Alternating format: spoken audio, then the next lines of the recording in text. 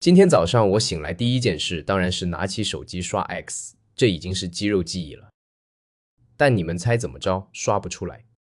我以為是我網絡的問題，於是關了 WiFi 開流量，還是刷不出來。然後我做了一個非常典型的數字時代神經病動作，我把手機關機重啟。你知道那種感覺嗎？就像你覺得問題一定出在你這邊，不可能是世界的問題。重啟之後還是不行，我就開始慌了。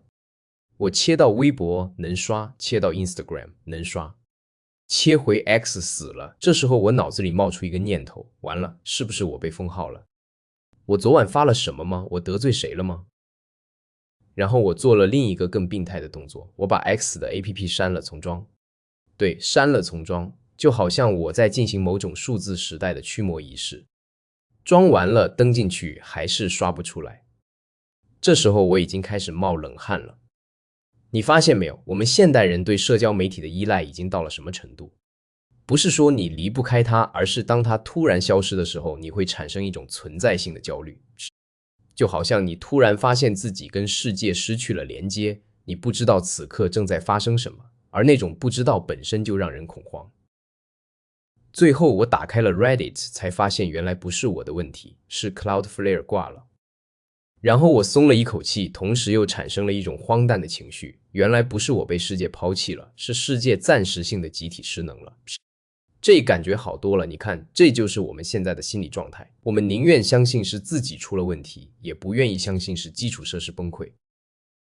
說到 Cloudflare， 我估計很多人聽都沒聽過這個名字，但這家公司實際上是互聯網世界裡最隱形的巨人之一。簡單來說 ，Cloudflare 是一個內容分發網絡，也就是 CDN。它的工作原理是這樣的：當你訪問一個網站的時候，你不是直接連到那個網站的服務器，而是連到 Cloudflare 在全球各地部署的節點。這些節點會緩存網站的內容，讓你的訪問速度更快。同時 ，Cloudflare 還提供 DDoS 防護，就是幫網站抵禦那種用海量流量攻擊讓服務器癱瘓的黑客手段。聽起來很技術性，但你可以這麼理解 ，Cloudflare 就是互聯網的交通警察加快遞系統，它讓數據流動得更順暢，同時也在路口站崗，把那些想搗亂的人攔在外面。問題在於，當這個交通警察自己出了問題的時候，整個城市就癱瘓了。今天早上 Cloudflare 的故障不只是影響了 XChat、GPT 也掛了 ，OpenAI 的 Sora 掛了 ，Shopify 掛了 ，Coinbase 掛了。連新澤西的公共交通系統都掛了。對，你沒聽錯，新澤西人今天早上可能因為 Cloudflare 的故障沒能查到公交時刻表。這就很諷刺了，我們建立了這麼一個高度互聯的數字世界，但它的韌性居然還不如一個紙質公交時刻表。更有意思的是，連 Down Detector 都掛了。Down Detector 是幹什麼的？它是專門用來查網站是不是掛了的網站。所以今天早上的情況是，你想查 X 是不是掛了，於是你去 Down Detector， 結果發現 Down Detector 也掛了，因為它也用的 Cloudflare。這就像你家着火了，你打電話給消防隊，結果發現消防隊也着火了，而且是同一場火。這個場景簡直可以寫進荒誕派戲劇。我們來聊點更嚴肅的 Cloudflare 的故障，實際上暴露了一個互聯網世界最深層的結構性問題，那就是權力的極度集中。今天全球互聯網流量中有相當大的比例要經過 Cloudflare， 還有相當大的比例要經過亞馬遜的 AWS， 再加上微軟的 Azure 和谷歌雲。這四家公司基本上就是互聯網的四根支柱。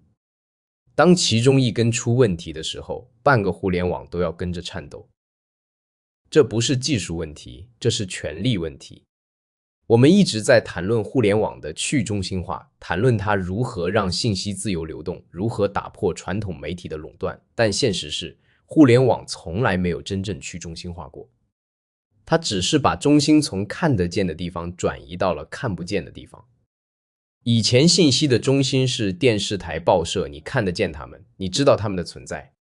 現在信息的中心是 Cloudflare、Aderos 這樣的基礎設施公司，他們隱身在後台，但他們的權力比任何一家傳統媒體都大得多。Signal 的總裁 Meredith Whittaker 今天就借這次故障發了個聲明，他說這暴露了互聯網過度依賴少數幾家基礎設施服務商的危險性。他說的對，但問題在於這個趨勢幾乎是不可逆的。因為基礎設施本身就是一個天然壟斷的行業，它需要巨大的資本投入，需要全球化的部署，需要極高的技術門檻。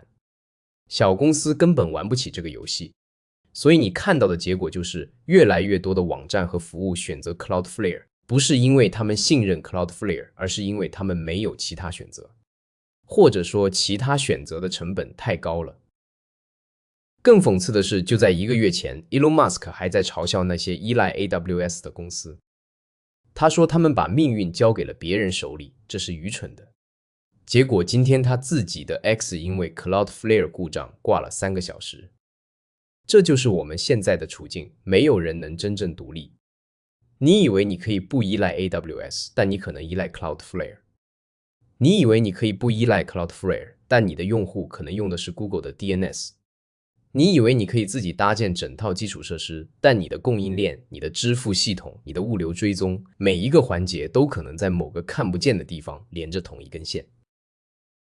Cloudflare 今天給的解釋是，他們用來管理威脅流量的一個自動生成的配置文件超出了預期大小，導致系統崩潰。聽起來像是一個技術細節，但它背後的含義是，在這麼一個複雜的系統裡，任何一個小小的失控都可能導致全局性的災難。而這個系統現在已經大到沒有人能完全理解它，也沒有人能完全控制它。工程師們當然盡力了，但盡力不代表萬無一失。所以我們現在生活在一個非常微妙的狀態裡。我們每天享受着這個高度互聯、高度便捷的數字世界，但這個世界的脆弱性超出我們的想象。它不是脆弱在某個產品上，不是脆弱在某家公司上，而是脆弱在整個結構上。就像一個倒金字塔越往下越窄，而我們所有人都站在金字塔的頂端搖搖晃晃。今天早上那3個小時，我們很多人體驗到的是焦慮、不便、失落。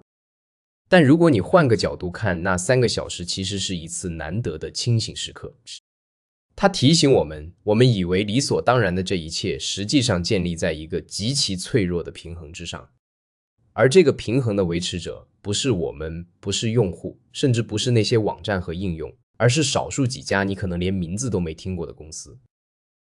我不知道這算不算一個笑話，但如果算的話，這個笑話的笑點在於，我們一直以為自己在衝浪，實際上我們只是站在別人的船上。